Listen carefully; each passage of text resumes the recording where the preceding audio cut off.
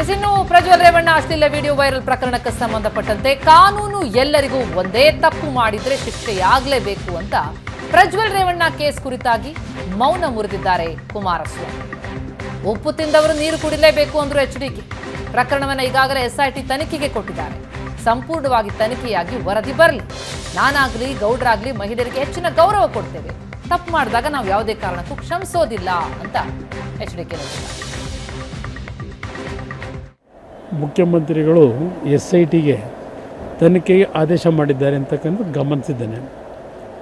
ನಾನಾಗಲಿ ದೇವೇಗೌಡರಾಗಲಿ ಎಂದೂ ಸಹ ಹೆಣ್ಣುಮಕ್ಕಳ ವಿಷಯದಲ್ಲಿ ಅತ್ಯಂತ ಗೌರವಯುತವಾಗಿ ಅವರ ಕಷ್ಟಗಳಿಗೆ ಯಾರಾದರೂ ಬಂದಾಗ ಅವರ ಕಷ್ಟಗಳನ್ನು ಪರಿಹರಿಸಿ ಕಳಿಸಿರ್ತಕ್ಕಂಥದ್ರಲ್ಲಿ ನಾವಂತೂ ಮಹಿಳೆಯರಿಗೆ ಅತ್ಯಂತ ಹೆಚ್ಚಿನ ಗೌರವ ಕೊಟ್ಟಿರ್ತಕ್ಕಂಥವ್ರು.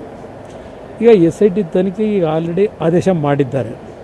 ಈ ಒಂದು ಹಾಸನದ ಪ್ರಕರಣ ಚುನಾವಣೆ ಸಂದರ್ಭದಲ್ಲಿ ಏನು ಪ್ರಾರಂಭ ಆಗಿದೆ, ತನಿಖೆ ಸಂಪೂರ್ಣವಾಗಿ ಬರಲಿ, ಹೊರಗೆ ವಾಸ್ತವಾಂಶಗಳು ಬರಲಿ. ಈ ನೆಲದ ಕಾನೂನಿನಲ್ಲಿ ಯಾರೇ ತಪ್ಪು ಮಾಡಿದರು ಉಪ್ಪು ತಿಂದವನು ನೀರು ಕುಡಿಲೇಬೇಕು. ನಾವು ಯಾವುದೇ ಕಾರಣಕ್ಕೂ ಯಾವುದಕ್ಕೂ ತಪ್ಪು ಮಾಡಿದಂಥ ವಿಷಯದಲ್ಲಿ ಯಾರಿಗೂ ಕ್ಷಮಿಸ್ತಕ್ಕಂಥದ್ದು ಇಲ್ಲ ಪ್ರಶ್ನೆ. ಅದರಿಂದ ತನಿಖೆಯ ವರದಿ ಸಂಪೂರ್ಣ ಹೊರಗೆ ಬರಲಿ, ಬಂದ ನಂತರ ಮಾತಾಡಿ. ಅದು ನನಗೆ ಸಂಬಂಧ ಇಲ್ಲ. SIT ತನಿಖೆಗೆ ಆದೇಶ ಮಾಡಿದಾರಲ್ವ, SIT ಅಧಿಕಾರಿಗಳನ್ನ ಈಗ ಅದೇ ಕೆಲಸಕ್ಕೆ ಹಾಕಿದ್ದಾರೆ. ಅವ್ರು ವಿದೇಶಕ್ಕೆ ಹೋಗಿದ್ರೆ ಕರ್ಕೊಂಬರೋದು ಅವ್ರ ಜವಾಬ್ದಾರಿ. ನನಗೆ ಕೇಳಿದ್ರೆ ನಾನೇನು ಉತ್ತರ ಹೇಳಿ? ಅವ್ರು ಕರ್ಕೊಂಬರ್ತಾರೆ. ಮುಖ್ಯಮಂತ್ರಿಗಳು SITಗೆ ತನಿಖೆಗೆ ಆದೇಶ ಮಾಡಿದ್ದಾರೆ ಅಂತಕ್ಕಂಥ ಗಮನಿಸಿದ್ದೇನೆ.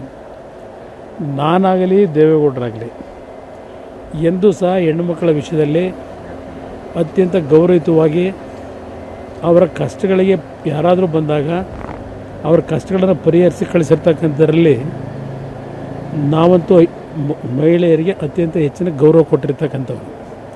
ಈಗ SIT ತನಿಖೆಗೆ ಈಗ ಆಲ್ರೆಡಿ ಆದೇಶ ಮಾಡಿದ್ದಾರೆ.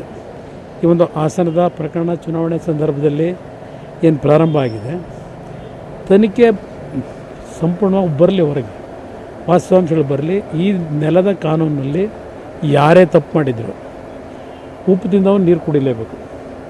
ನಾವು ಯಾವುದೇ ಕಾರಣಕ್ಕೂ ಯಾವುದಕ್ಕೂ ತಪ್ಪು ಮಾಡಿದಂಥ ವಿಷಯದಲ್ಲಿ ಯಾರಿಗೂ ಕ್ಷಮಿಸ್ತಕ್ಕಂಥದ್ದು ಇಲ್ಲ ಪ್ರಶ್ನೆ.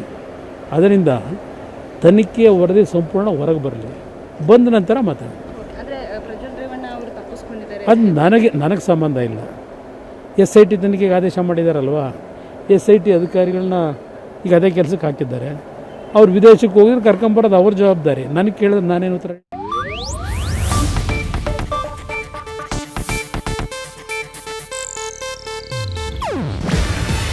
ಇದು ಏಷ್ಯಾನೆಟ್ ನ್ಯೂಸ್ ನೆಟ್ವರ್ಕ್ ಪ್ರಸ್ತುತಿ. ನೀವು ನೋಡ್ತಿದ್ದೀರಾ ಏಷ್ಯಾನೆಟ್ ಸುವರ್ಣ ನ್ಯೂಸ್.